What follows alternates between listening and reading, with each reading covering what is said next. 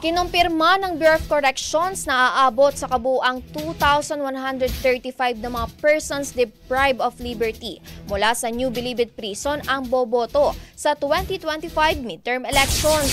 Kasunod nito, nagbigay na ng mandato si Bucor Director General Gregorio Catapang Jr. sa mga tauhan ng ahensya ng Operating Prison at Penal Farms na siguraduhin ang maayos at mapayapang pagsasagawa ng eleksyon sa mga pilitan.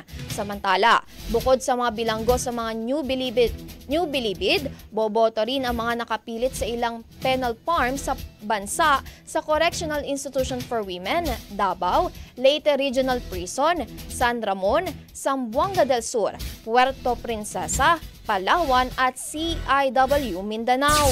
Ayon sa datos ng ahensya, nasa kabuuang 4,125 na mga PDL ang boboto sa Lunes. Kung maaalala, Disyembre noong nakaraang taon, lumagda sa isang Memorandum of Agreement ang Commission ng Election, Public Attorney's Office at Bureau of Jail Management and Penology para sa pagsasagawa at paglahok ng mga kwalipikadong PDL sa buong bansa.